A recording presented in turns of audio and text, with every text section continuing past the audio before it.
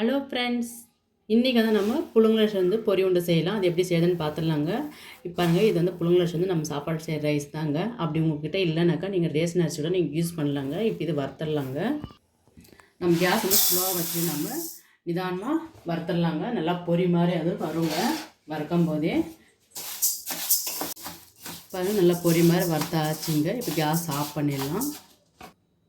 Case of பண்ணிவிட்டு ஒரு 10 நிமிஷம் ஆற விடலாங்க. 10 நிமிஷம் ஆச்சுங்க. நல்லா ஆறிட்டு இருக்குது. இப்போ மிக்ஸி ஜாருக்கு சேர்த்துக்கலாம். இது வந்துட்டு மிக்ஸி ஜாருக்கு சேர்த்திக்கலாங்க. மிக்ஸி ஜாருக்கு சேர்த்து வந்துட்டு நம்ம நல்லா பவுடர் பண்ணிடலாம்.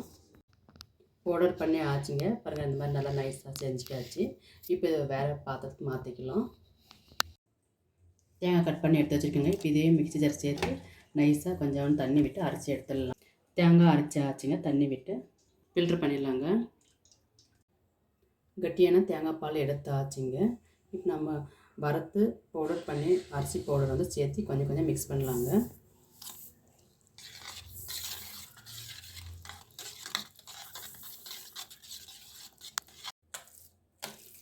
பாருங்கள், நல்லா மிக்ஸ் பண்ணி ஆச்சு. அந்த பாலெல்லாம் பாருங்கள் நல்லா இழுத்துருக்கு. இது அப்படியே ஒரு 5 நிமிஷம் விட்டுடலாங்க. இந்த பதத்து தாங்க இருக்கணும். 5 நிமிஷம் ஆச்சுங்க. பாருங்கள், நல்லா கட்டியாகி வந்திருக்குது.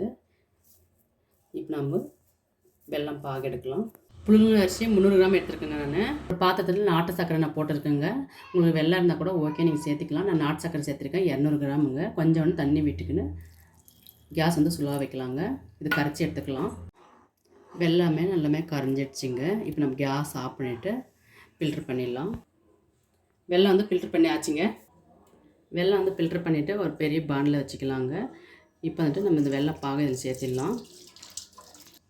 வெல்லம் தண்ணி சேர்த்துன பின்னாடி நம்ம ஏலக்காய் பவுடர் சேர்த்திடலாங்க சிறிதளவு. இப்போ இது கொஞ்சம் கொஞ்சமாக போட்டு நல்லா மிக்ஸ் பண்ணி விடலாங்க. கேஸ் வந்து ஸ்லோவாக வச்சுட்டு நம்ம இந்த கட்டியெல்லாம் உடச்சிட்டு மிக்ஸ் பண்ணி விடலாங்க. இந்த கட்டி வந்து ரொம்ப ஈஸியாகவே உடச்சி விட்டுடலாம். ஏன்னா நம்ம தேங்காய் பால்லாம் ஊற வச்சுருக்கனால கட்டி எல்லாமே உடச்சாச்சுங்க. க்ளீனாக நல்லா மிக்ஸ் பண்ணி ஆச்சு. இப்போ வந்துட்டு நம்ம நெய் சேர்த்திடலாம். ஒரு 3 ஸ்பூனு நெய் விட்டு பண்ணி திரும்பி நல்லா மிக்ஸ் பண்ணலாங்க.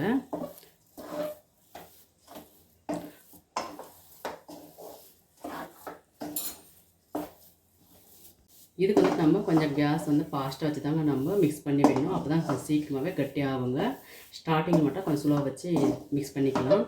பாருங்கள், நல்லா ஒரு கட்டியான பதத்துக்கு வந்தெல்லாம் வந்தாச்சு. உருண்டை பிடிக்கிற சைஸ்க்கு வந்துட்டு இப்போ வந்து நம்ம கேஸ் ஆஃப் பண்ணிடலாங்க. ரொம்ப சூடாக இருக்குங்க. கேஸ் ஆஃப் பண்ணிட்டு ஒரு 2 நிமிஷம் அப்படியே ஆற விடலாம்.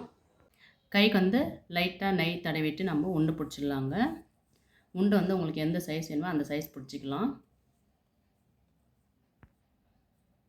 பாருங்கள், நல்லா சூப்பராக லட்டு வந்திருக்கு. அருமையாக தேங்காய் பாருங்கள் நான் துருவி எடுத்து வச்சுருக்கேன். நல்லா பூ மாதிரி. இப்போ இதுக்கு வந்து நல்லா அத்தி எடுத்துக்கலாங்க. பாருங்கள், இந்த மாதிரி அப்ளை பண்ணிடலாம். இதே மாதிரி எல்லாமே செஞ்சுக்கலாங்க. அரிசி புரண்டை ரெடி ஆகிடுச்சிங்க. ரொம்பவே சூப்பராக டேஸ்ட் இருக்குங்க. கண்டிப்பாக ட்ரை பண்ணுங்கள், மிஸ் பண்ணாதீங்க. எனக்கு கண்டிப்பாக செஞ்சு பார்த்துட்டு வீட்டில் எப்படி இருக்குன்னு சொல்லிட்டு கமெண்டில் சொல்லுங்கள் ஃப்ரெண்ட்ஸ். இந்த டிஷ் உங்களுக்கு பிடித்திருந்தால் லைக் பண்ணுங்கள், ஷேர் பண்ணுங்கள், கமெண்ட் பண்ணுங்கள், சப்ஸ்கிரைப் பண்ணுங்கள், பக்கத்தில் பெல் பட்டனை அமர்த்திக்கோங்க. ஓகே ஃப்ரெண்ட்ஸ், பாய்.